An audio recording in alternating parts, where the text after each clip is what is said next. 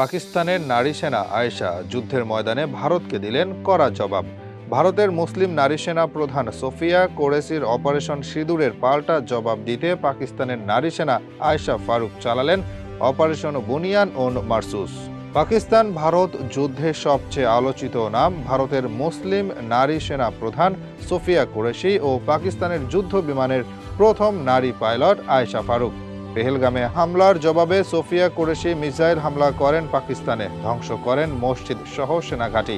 জবাবে পাকিস্তানের আয়েশা ফারুক গুড়িয়ে দেন ভারতের 11 সামরিক স্থাপনা সহ 3000 কোটি রাফায়েল বিমান। আয়েশার নেতৃত্বে পরিচালিত এই এক মিশনই ঘুরিয়ে দিয়েছিল ভারত পাকিস্তান সংঘাতের পটচিত্র। সাম্প্রতিক কাশ্মীরের পেহেলগাঁও হামলার পর পাকিস্তান ও ভারতের মধ্যে দেখা দেয় টানটান। প্রতিবেশী দুই দেশের মধ্যে পূর্ব থেকে কাশ্মীর অঞ্চল নিয়ে চলছিল রেষারেষি। ভারত হামলার জন্য পাকিস্তানকে সরাসরি অভিযুক্ত করলেও পাকিস্তান অস্বীকৃতি জানায়। পাকিস্তান ভারত যুদ্ধের সূত্রপাত পেহেলগাঁও হামলা থেকে। 22 এপ্রিলের কাশ্মীরের পেহেলগামে পর্যটকদের উপর চলে জঙ্গি হামলা। পেহেলগামের হামলার জের ধরে প্রতিবেশী দুই রাষ্ট্রে বাজতে শুরু করে যুদ্ধের দামামা। কাশ্মীর নিয়ে ভারত পাকিস্তানের মধ্যে পূর্ব থেকেই উত্তেজনা ছিল। পেহেলগামে হওয়া হামলায় আগুনে ঘি ঢালার মতো কাজ করেছে। শুরু হয় দুই সীমান্তে ধাওয়া পাল্টা ধাওয়া হামলা। অতঃপর যুক্তরাষ্ট্রের হস্তক্ষেপে 7 মে থেকে 10 মে পর্যন্ত চলা এই 4 দিনের রক্তক্ষয়ী সংঘাতের ইতি ঘটে। ভারতীয় সূত্র মতে পেহেলগামে পর্যটকদের উপর নির্মমভাবে গুলি চালায় পাকিস্তানের জঙ্গি সংগঠন লস্কর-ই-তৈয়বা। এই হামলায় 26 জন ভারতীয় সহ নিহত হন একজন নেপালি পর্যটকও। তবে সন্ত্রাসীরা কেবল পুরুষদের গুলি করে হত্যা করেছিল আর নারীদের ছেড়ে দিয়েছিল ফিরে গিয়ে এই নির্মম ঘটনার বয়ান দিতে। পেহেলগামের জবাব দিতে ভারত বেছে নেয় ভিন্ন রণকৌশল। বেঁচে ফিরে আসা নারীদের পক্ষে লড়াই করতে বেছে নেব মুসলিম নারী সেনা প্রধান সোফিয়া কুরেশিকে। অতঃপর 7 মে রাত 1:05 থেকে 1:30টার মধ্যে পাকিস্তান ও পাকিস্তানের কাশ্মীর অঞ্চলের মোট 24টি স্থাপনা ক্ষেপণাস্ত্র হামলা চালায় ভারত। ভারতের গোপন গোয়েন্দা প্রতিবেদন অনুযায়ী পাকিস্তান কাশ্মীরের সীমান্তবর্তী এলাকার এক প্রাচীন মসজিদকে সামরিক বাংকার হিসেবে ব্যবহার করছে। সেখানে মজুদ ছিল হেভি আর্টিলারি, ড্রোন ও মোবাইল কমিউনিকেশন সিস্টেম। পাকিস্তানের জঙ্গি হামলার জবাবে ভারত তাই কাশ্মীরের সীমান্তবর্তী শীর্ষ জঙ্গি এলাকাগুলো টার্গেট করে ক্ষেপণাস্ত্র নিক্ষেপ করে। ভারতীয় সেনাদের অভেদ্য লক্ষ্যে একে একে ধ্বংস হয়ে যায় পাকিস্তানের জঙ্গি অঞ্চল, গুরুত্বপূর্ণ সেনাঘাঁটি আর বিতর্কিত সেই মসজিদ। ভারত সরকার এই মিসাইল অভিযানের নাম দিয়েছিলেন অপারেশন সিন্দুর। এই নামকরণের কারণ পেহেলগাঁওতে নিহত হওয়া পুরুষদের মধ্যে অনেকেই ছিলেন নবদম্পতি। ফলে নারীর সিঁদুরের জবাব এবার ভারত অপারেশন সিঁদুর দিয়ে দিয়েছে। এই অভিযানের নেতৃত্ব দেন বর্তমানে আলোচনার কেন্দ্র ভারতীয় মুসলিম নারী সেনা প্রধান সোফিয়া কুরেশি। 35 বছর বয়সী সোফিয়া কুরেশি ভারতের সেনাবাহিনীর একজন অন্যতম শীর্ষ কর্মকর্তা।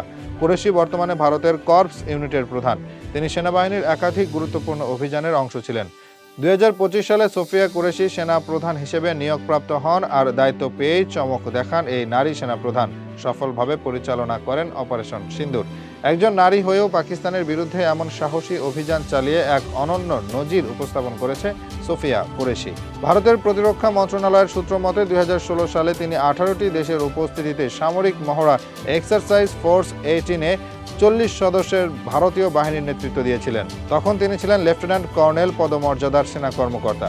বহুজাতিক মহড়ার ভারতীয় দলের নেতৃত্ব দেওয়া তিনিই প্রথম নারী কর্মকর্তা।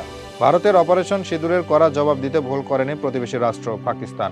পাল্টা ক্ষেপণাস্ত্র নিক্ষেপ করে কাঁপিয়ে দেয় ভারত সীমান্ত। ভারতের নারী সেনা প্রধান সোফিয়া কুরেশিকে একদম মোক্ষম জবাব দেন পাকিস্তানের নারী পাইলট আয়েশা ফারুক।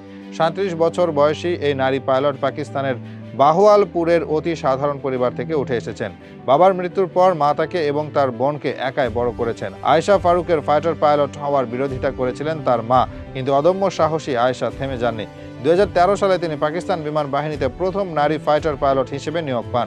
সাহসী এই নারী সেনা শক্তিশালী জেট 10C থান্ডার যুদ্ধ বিমানের পাইলট, যার ক্ষমতা ভারতের শক্তিশালী রাফালকে টক্কর দেওয়ার মতো। লেফটেন্যান্ট কর্নেল আয়েশা ফারুক পাকিস্তান বিমান বাহিনীর মনস্তাত্ত্বিক অপারেশন ইউনিট ও প্রোপাগান্ডা বিভাগের অন্যতম মুখপাত্র। সূত্রমতে ভারতীয় সেনাবাহিনীর বিমান ঘাঁটিতে হামলা চালানোর নেতৃত্বে ছিলেন আয়েশা ফারুক। প্রথম হামলায় ছিলেন তিনি একটি ভারতীয় সুকি বিমান ও একটি রাডার ইউনিট ধ্বংস করেন। তারপর থেকে পাকিস্তানের সাধারণ থেকে উপর মহলের চর্চার বিষয় হয়ে ওঠেন এই বীর সেনানী। পাকিস্তান অপারেশন সিঁদুরের পাল্টা জবাব দেন 10 মে শনিবার অপারেশন বুনিয়ান ওন মারসুস দিয়ে, যার আরবি অর্থ সুদৃঢ় প্রাচীর। অপারেশন বুনিয়ান ওন মারসুস এর নেতৃত্বে ছিলেন পাকিস্তানের যুদ্ধ বিমানের প্রথম নারী পাইলট আয়েশা ফারুক। তিনি ভারতীয় সীমান্তে পরপর হামলা করে ভিত কাঁপিয়ে দিয়েছেন। দুঃসাহসিক এই অভিযানে আয়েশা ধ্বংস করেছেন ভারতের 11 সামরিক স্থাপনা।